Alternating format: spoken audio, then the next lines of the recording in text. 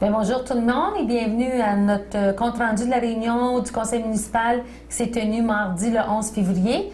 Tel que promis le mois dernier, j'ai l'honneur de vous présenter M. Steve Raymond. Steve est nouvellement élu depuis le mois de novembre. Il est conseiller depuis 3 mois. Steve s'occupe du département des travaux publics. Mais bonjour Steve. Bonjour Lise. Mademoiselle Nicole. Ça va bien? C'est une inside joke. Oui, ça va très bien. Bon. C'est un petit peu nerveux. C'est la première fois que je participe à ça, mais ça devrait bien aller. Ça devrait bien aller. Donc, au niveau des dossiers, on t'a confié le dossier des travaux publics. Oui. Peux-tu nous dire un petit peu qu'est-ce que ça fait, le département des travaux publics? Qu'est-ce que ça mange en hiver, hein? C'est ça. Là, on est en hiver. Surtout de ce temps-là, c'est surtout la neige. Oui. On a eu des demandes de citoyens. Et puis moi, j'aime bien ça, faire comme dans Family Prix. La pharmacienne, elle se met dans la peau du patient. Fait que moi aussi, quand j'ai une demande, premièrement, je me mets dans la peau du patient, puis je vois, pas du patient, mais du requérant, du citoyen. Puis souvent, je vois que ça a beaucoup d'allure, que je n'accepterai pas moi non plus. On a eu 2 demandes. Il y en a une que j'ai pas eu le temps de rien faire, que le lendemain, ça faisait partie du cours des travaux normaux, que c'était déjà fait. Et puis l'autre, on a été voir ça ensemble, moi et Simon, le directeur des travaux publics. Et puis, justement, on se mettait dans la peau du citoyen, et puis on va faire quelque chose. OK. Et puis, on l'a amené au conseil, et à ma grande surprise, tout le monde était favorable. J'ai adoré ça, la réponse des autres conseillers. Mais je pense qu'en tant que conseil municipal, on se doit d'être sensible aux plaintes des citoyens. Oui. Et puis, quand on peut, on fait ce qu'on a à faire pour régler les situations. C'est pas toujours entre nos mains. Des fois, c'est des choses qui sont hors de notre contrôle, mais la majorité du temps, on essaye là, de rendre service à nos citoyens. Absolument. Aussi, on s'occupe des rejets. Oui, les matières résiduelles. Matières résiduelles. Et cet été, ça va être d'autres choses. Ça va être l'entretien des terrains, des terrains publics et tout ce qui appartient à la ville. Je vais en savoir plus, mais que je sois dans le bain. C'est sûr, parce que là, tu t'appropries le dossier puis tu fais bien ça. C'est ça. Merci. Tu fais bien ça. Donc, si on a besoin de nos lunettes. Si on vient à la réunion de mardi soir, suite à l'adoption de l'ordre du jour, nous n'avions pas de demande verbale. Donc, ça a été rapide, la réunion. Ça ne veut pas dire qu'on ne veut pas de demande verbale. On est toujours content de voir les citoyens aux réunions. Nous avons adopté les différents procès-verbaux. Celle de la séance du 14 janvier et le procès-verbal de la séance extraordinaire du 27 janvier. Oui, qui était pour l'adoption du budget. C'est ça. Oui. Le budget pour l'année 2014 a été adopté le 27 janvier à une réunion extraordinaire. Et aussi, vous pouvez prendre connaissance des différents taux de taxation, etc. dans le journal Le Contact. Oui. Ensuite de ça, au niveau des travaux publics, nous avions 2 points. Le premier, c'était la tarification des services du département de travaux publics pour l'année en cours. Oui, on a adopté les tarifs proposés, qui sont en gros les tarifs de MTQ, Ministère des Transports du Québec. Il n'y a pas eu de gros changements de 2013 à 2014, c'est vraiment mineur. Exemple, juste donner un exemple, d'un grader JD 770, ça a passé de 140,70 à 142,35 $. Puis il y a beaucoup d'autres choses qui ont resté identiques, surtout dans la main-d'œuvre, les temps réguliers à 50 $ et puis temps supplémentaire 100 $. Et puis les matériaux, il y a les bacs, ça a resté pareil. Il y a de l'asphalte, de la bas-poussière, des poussières de pierre, pierre nette. Exemple, poussière de pierre, c'est resté à 10 $ la tonne, pierre nette à 17,30 la tonne. Il y a le sable mixé à 6 % qui a monté de 17,35 à 20 $ de l'heure. Mais c'était vraiment négligeable, les augmentations, faut qu'on l'a approuvé. Puis, il faut dire aussi que ces augmentations-là, nous, on doit suivre la cadence des tarifs du ministère des Transports du Québec. Ce ne sont pas nécessairement des tarifs que nous implantons, mais qu'on doit suivre d'après les directives du MTQ. Et puis, Maurice mentionnait à la réunion qu'il y a des travaux qui peuvent être effectués auprès de certains citoyens. Puis, il y a des... Oui, c'est ça. C'est effectivement, juste pour donner un exemple, là, si quelqu'un, sa pipe d'eau brise, et bon, les travaux publics sont sur place pour réparer ce qui est du côté de la ville, mais si les gens demandent qu'ils réparent aussi ce qui est du côté sur le terrain du citoyen, bien, à ce moment-là, c'est là que les tarifs entrent en ligne de compte. Oui. Donc, ça faisait partie, on a passé une résolution pour adopter ces différents tarifs. Oui, on a procédé à une résolution pour un appel d'offres pour la fabrication d'agrégats, qui est du concassé, considérant les projets anticipés par la Ville nécessitant des quantités appréciables de concassé, considérant que la Ville aura besoin de 8000 tonnes de gravier MG112, ça c'est une catégorie du concassé, 8000 tonnes de gravier concassé MG20 et 4000 tonnes de matériaux recyclés MR5. On va aller en appel d'offres parce que c'est plus de 100 000 $. Et puis, je trouvais ça intéressant que Maurice expliquait que on passe au budget seulement ce qu'on consomme. Fait que s'il en reste en fin d'année, on fait un ajustement d'inventaire tout simplement. Fait qu'on, ça a été prouvé que c'est beaucoup plus rentable de faire ça de cette manière-là. C'est ça, c'est avantageux de faire notre propre concassé que de l'acheter au fur et à mesure que nous en avons besoin. Donc, ça faisait partie des différents points aux travaux publics. Ensuite de ça, on avait 2 points en urbanisme. On avait aussi le renouvellement du certificat de producteur forestier. Oui, ça, c'est qu'il y a des terrains qui appartiennent à la Ville qui ont une certaine quantité de bois dessus. Et puis, ça se lit comme suit. Considérant que le certificat de producteur forestier de la Ville de Témiscamingue au syndicat des producteurs de bois d'Abitibi-Témiscamingue vient à échéance le 12 mars 2014 et qu'il y a lieu de le renouveler, on a procédé à une résolution, on a approuvé. C'est un montant de 21 $ pour 5 ans. Fait que c'est...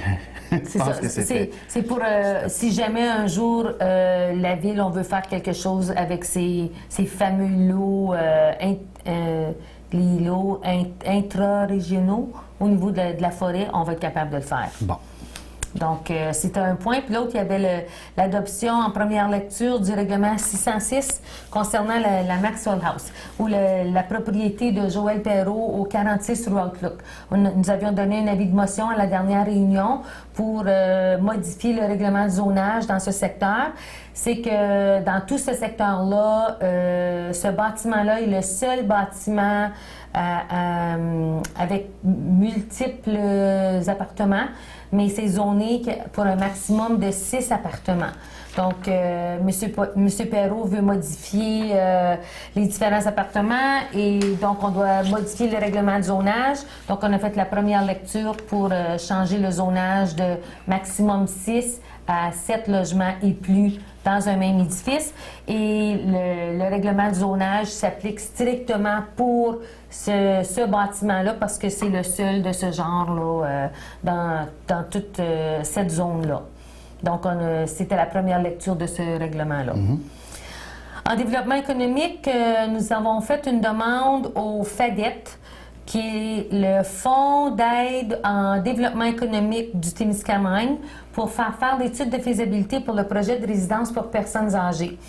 Ça fait plusieurs fois qu'on en parle, on continue, on ne fait plus qu'en parler, on agit. On avait fait faire une étude de besoins à l'automne par M. Neveu concernant là, les besoins futurs pour les résidences de personnes âgées. Donc, maintenant, on a une bonne idée de ce que nous aurons besoin. On est à l'étape de faire un projet de faisabilité Ce que ça veut dire qu'on on va donner le contrat à quelqu'un pour nous sortir des chiffres, à savoir exactement combien d'unités de 2 chambres à coucher on va avoir besoin, combien de une chambre, combien de studios, quel prix ça va coûter bâtir ça, ce beau bâtiment-là. Et par la suite, quel tarif devrait-on charger aux gens qui utiliseront ces services-là? Donc, en plus, dans son étude, il va vérifier l'endroit idéal pour bâtir une résidence de ce type-là. Donc, tout ça fait en sorte que faut que ça soit un professionnel, quelqu'un qui s'y connaît pour faire cette étude-là. Et dans l'étude aussi, j'oubliais de le dire, mais c'est très important, il va aussi nous dire où on peut aller chercher des subventions pour bâtir un bâtiment comme ça.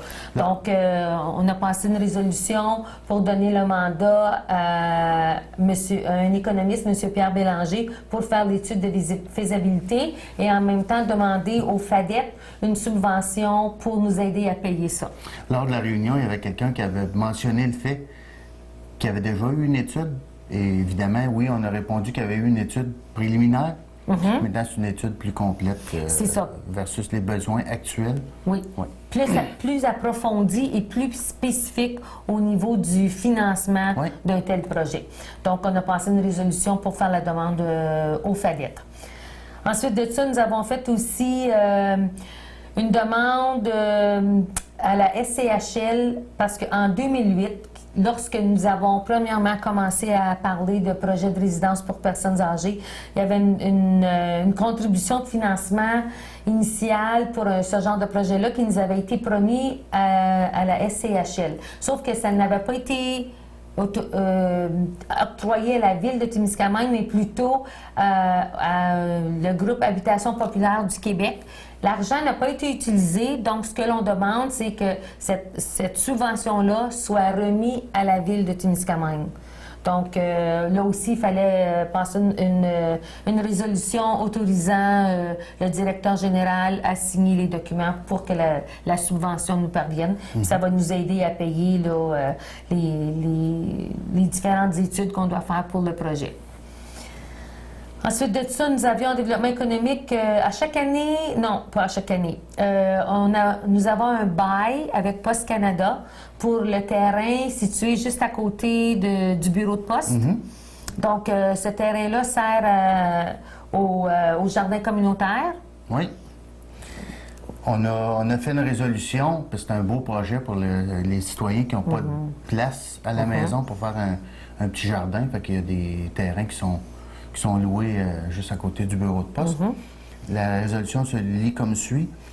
Considérant le rôle d'embellissement urbain que joue le jardin communautaire, considérant le rôle d'animation sociale du jardin communautaire, on a décidé d'accepter l'offre de renouvellement du bail du terrain situé au 435 chemin Kipawa, Témiscamingue, pour une durée de 5 ans à partir du 1er janvier 2014, et ça pour une somme annuelle de 1 100 $. Et d'autoriser le directeur général à signer tout document relatif à ce bail, parce que ça, c'est quelque chose qui est très prisé par une certaine partie de la population, puis je trouve que c'est un beau projet. Oui, puis je pense de plus en plus, les gens réservent des terrains pour se faire un petit jardin. Oui. Puis l'année passée, c'était dans nos projets de politique familiale de bâtir, je ne sais pas si vous avez remarqué, les fameux bacs surélevés que nous avons bâtis. Comme ça permet aux gens qui sont un petit peu moins mobiles de ne pas être obligés de se mettre à 4 pattes pour faire leur jardin. Ils peuvent rester debout tout simplement et jardiner là, à leur hauteur. Oui, c'est donc, bien. Ça a été très, très apprécié l'an passé. Puis je pense qu'il y en a peut-être d'autres qui vont se rajouter cette année. Mais j'imagine que c'est dépendant de la personne qui va louer le terrain. Ça va dépendre des besoins. Ouais, ça va dépendre des besoins. Puis de la façon que sont bâtis les bacs aussi, ça permet aux gens qui sont en fauteuil roulant ils font juste rouler leur fauteuil sous la table, si tu veux, et ça lui permet d'être capable de jardiner. Oui, c'est bien. Oui. Donc, le dernier point au niveau du développement économique, c'était nous avons eu une demande de support du groupe à part. Donc ça, c'est un groupe de gens qui se préoccupent de l'environnement.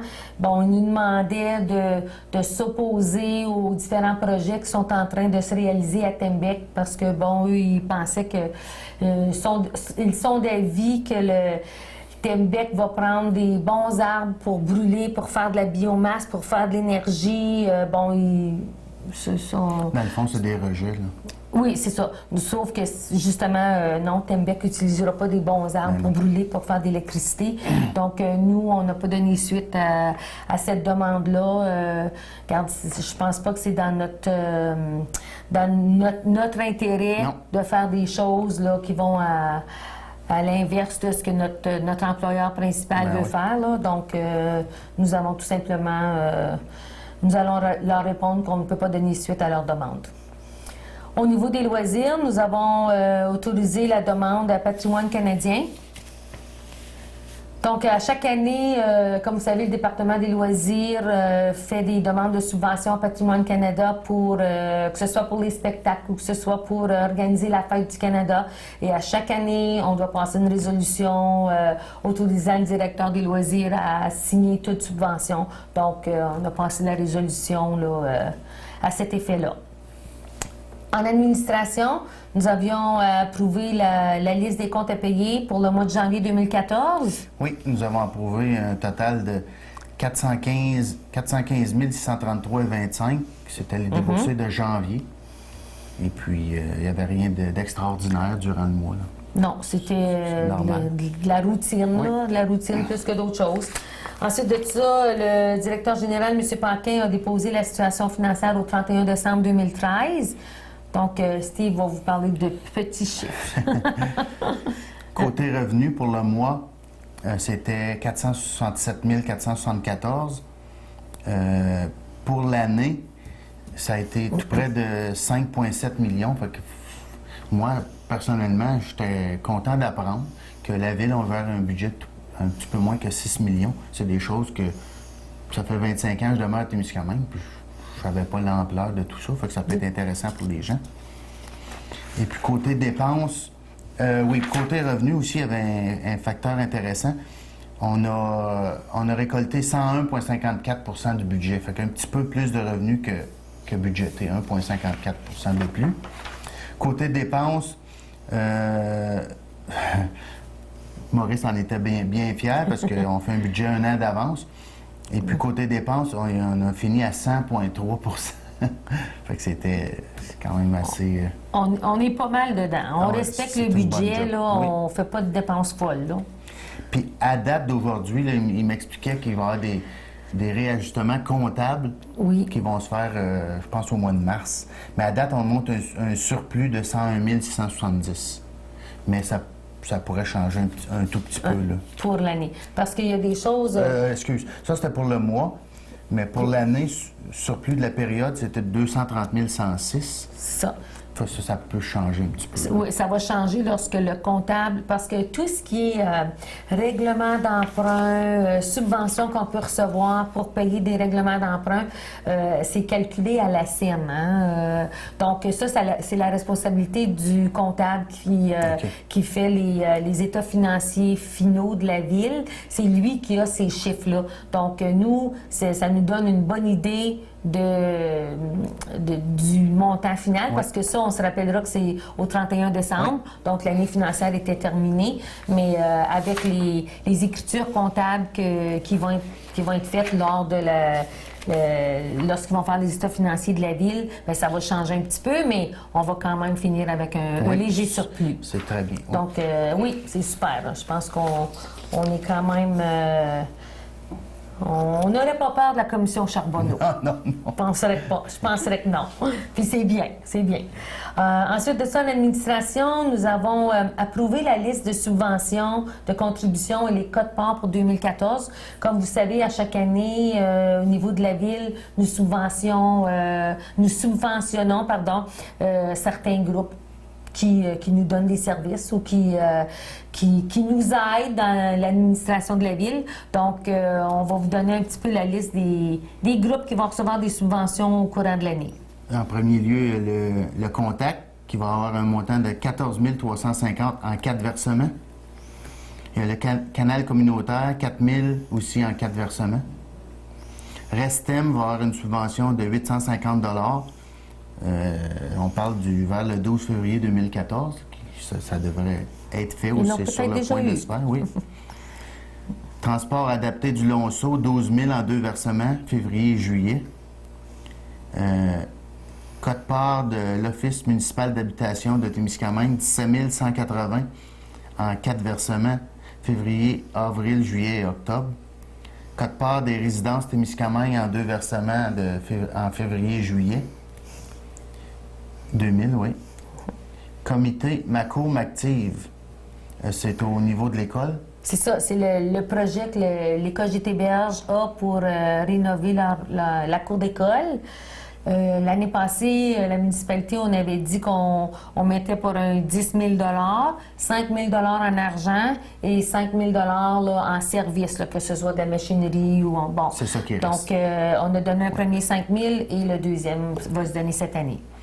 Et puis, en dernier lieu, sur cette page, c'est un autre 5 000 à la Chambre de commerce Témiscamingue-Kipawa. Oui. C'est de ça, hein, étant donné qu'il y en a beaucoup, on a 2 feuilles. Nous avons aussi un 2 000 de mis de côté pour la participation au programme Réno Village. Ça, c'est un programme, là, vraiment, les gens à faible revenu qui font des rénovations d'urgence ou en tout cas des rénovations nécessaires à leur domicile.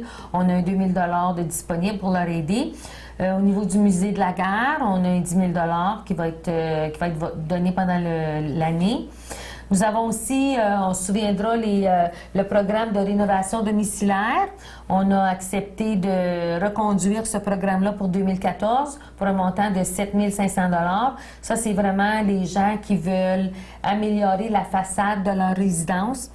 Ils peuvent venir voir Samir, l'agent de développement. Il y a des formulaires à remplir et puis on peut leur remettre, là, si ma mémoire est bonne, c'est 10 de ce que ça leur coûte jusqu'à un maximum de 1 500 $. Mais c'est Samir qui a les documents à remplir. Nous avons aussi le programme de subvention pour les maisons neuves. Donc, les gens qui décident de bâtir une nouvelle résidence. Je pense qu'on disait aussi qu'il y avait déjà eu 2 demandes à date cette année.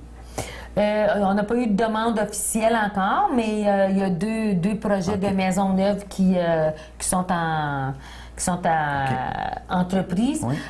Donc, on avait un 15 000 donc 5 000 par résidence qui veulent se construire. Ensuite de ça, nous avons aussi le programme pour les couches lavables. Donc, les jeunes mamans qui veulent opter d'utiliser des couches lavables, on a des subventions disponibles pour ça. Ensuite de ça, il y a aussi au niveau du club de golf et de ski, on avait mis un petit montant de côté là, pour des demandes là, au niveau du club de golf. Ensuite de ça, les gros montants. Les gros montants sont vraiment au niveau des quotes-parts de la MRC. Au niveau de l'administration générale, là, transport, promotion, développement et tout ça, nous en avons pour un montant de presque 100 000 99 386. Ensuite de ça, notre part de contribution au niveau de l'évaluation pour un autre presque 30 000. Et pour les fameuses matières résiduelles, ça nous coûte 275 258 $, qui est environ 100 000 $ de moins que l'année passée. Donc, pour un total là, de quote-part de subvention de contribution pour l'année de 404 144 $. Donc, c'était une liste là, que nous devions passer une résolution pour adopter à la réunion du mois de février. Oui. Prochain point, nous avions aussi l'adoption pour le code d'éthique de déontologie des élus. Donc, on avait fait l'avis de motion au mois de janvier, donc au mois de février, là, on a adopté ce règlement-là. C'est vraiment un code là, qui dicte un petit peu là, de la façon là, que les conseillers municipaux doivent se comporter, les choses qu'on doit faire, les choses qu'on ne doit pas faire. Donc, ça aussi, lors d'une élection, on doit l'adopter à nouveau. Je sais du lit d'y aller prochainement au mois de mars, je crois. C'est ça. On a les 3 nouveaux conseillers qui ont été élus au mois de novembre. C'est une formation obligatoire qu'ils doivent suivre. Et les 3 sont cédulés pour aller, là, c'est à la fin mars, une journée à Ville-Marie. Ensuite de ça, il fallait nommer un maire suppléant pour février, mars, avril. Donc, Steve Raymond a été nommé maire suppléant. Qu'est-ce que ça fait? Qu'est-ce que ça veut dire être maire suppléant? Juste pour que nos citoyens comprennent. Si jamais vous n'êtes pas là, c'est ça. C'est moi qui serai responsable de signer les documents ou se présenter à certaines fonctions. Là, où le maire il demande qu'il y ait la présence du maire. Puis si je suis dans l'impossibilité d'y aller, à ce moment-là, c'est le maire suppléant qui... Moi, aussi dit que s'il y avait 2 événements, c'est ça. Vous ne pouvez pas vous splitter en 2. On ne peut pas se cloner, comme on dit. Se cloner, oui, mais pas se cloner. Ben là, tu peux te cloner, on peut avoir un petit nez si tu veux. Ben non. Ensuite de ça, nous avons aussi passé une résolution pour donner notre support à un projet de radiothérapie en Abitibi-Témiscamingue. Comme vous savez, l'Abitibi-Témiscamingue est la seule région au Québec où il n'y a pas de service de radiothérapie. Donc, les gens qui sont atteints de cancer et qui ont besoin de ces traitements-là en Abitibi-Témiscamingue doivent se déplacer majoritairement à Gatineau ou encore à Montréal pour recevoir ces traitements-là. Ce qui arrive, étant donné les distances, les coûts que ça engendre, il y a plusieurs gens qui refusent de se faire traiter de fait que c'est loin, ils sont loin de leur famille, c'est un temps, lorsque tu reçois des traitements comme ça, c'est un temps que tu as besoin du support de ta famille, c'est bien durant ces temps difficiles-là. Donc, l'Agence de la santé a encore une fois demandé au ministre de la Santé de nous développer ce service-là en région, en Abitibi-Témiscamingue. Donc, nous avons passé la résolution là, que la Ville de Témiscamingue fasse sien les résultats recherchés par l'Agence de la santé et des services sociaux de l'Abitibi-Témiscamingue et par le Centre de santé et services sociaux de Rouyn-Noranda visant l'implantation d'un centre de radiothérapie. Que la Ville anticipe une réponse favorable du ministère de la Santé et des services sociaux du Québec afin que les services débutent dès 2018. Donc, c'est ça. On a passé une résolution là, donnant notre appui, là, considérant comment important que c'est pour nos citoyens. Lors de la réunion de mardi, ça a fait sourire un citoyen quand on a dit que le projet, on donnait notre accord pour le projet qui débuterait en 2018. Fait que, évidemment, ils nous regardaient en voulant dire on a le temps de mourir pas mal. Mais oui, c'est sûr, là, mais on sait que... Ça prend du temps, ces choses. Mais c'est un projet là, qui vaut des millions. Là, donc, le ministère de la Santé aussi doit respecter des budgets et tout ça. Donc, il faut s'y prendre d'avance, là, en espérant que ça se fasse. Puis on n'a jamais eu, fait que ça serait mieux. Mais on a aussi dit à la réunion qu'on espère qu'il n'y a personne qui ait besoin de s'en servir. Comme ça, il n'y a personne qui va être malade. C'est un vœu pieux. Oui. Ensuite de ça, nous avons aussi renouvelé la police d'assurance accident pour les pompiers, les brigadiers et les bénévoles. Oui, on a renouvelé. C'est au coût de 954 $ pour la période du 1er janvier 2014 au 1er janvier 2015. Et on a renouvelé, ça c'est la police d'assurance générale de la MMQ, les municipalités du Québec. La mutuelle des municipalités du Québec, oui. Qu'est-ce que Maurice expliquait que, vu qu'on est une municipalité, on n'est pas obligé d'aller en appel d'offres, faire le tour de toutes les assurances. C'est quelque chose qui nous est parce qu'on est membre de la MMQ, oui. Et puis, ça m'a vraiment fait sourciller quand... OK, c'est un gros montant, là, c'est 1957, mais c'est pour toutes les facilités de la ville. Ma question, ça a été, OK, le centre est détruit et ça va nous coûter 100... On paye 129 957, puis ils prennent soin de ça? Oui. Ben, à la nef, oui. Oui. Mais c'est pas juste pour le centre, mais tous les autres bâtiments de la ville. Oui. C'est ça qu'on n'en revenait pas vraiment. Oui. Puis on disait que déjà, ils ont payé un gros montant quand il y a eu au niveau de la dompe, là, il y a eu le règlement, là, lorsqu'il y a le feu de la dompe, du dépotoir, la MMQ ont payé plus que ça là, lorsqu'ils nous ont représentés. Fait que Donc, c'est une bonne chose. Mais c'est comme dans nos assurances que l'on paye chacun chez nous pour nos propriétés. Oui. On paye un montant chaque année. On espère pas être obligé de s'en servir, mais si jamais il y a quelque chose qui arrive, bien, à un moment donné, les assurances, c'est là pour ça. Oui. Donc, ça fait pas mal le tour. Le seul autre point, ce dont on voulait vous parler, c'était vraiment là, le projet que la Ville... On embarque dans un projet de réalisation avec les communautés autochtones, les groupes de Premières Nations d'Eagle Village, Wolf Lake et la municipalité de Kippawa. C'est vraiment un projet qui a été mis sur pied par la Fédération canadienne des municipalités. Ça s'appelle IDEC, l'Initiative de développement économique conjoint. Donc, ce projet-là, on a eu déjà des premières rencontres qui ont duré 2 jours de temps.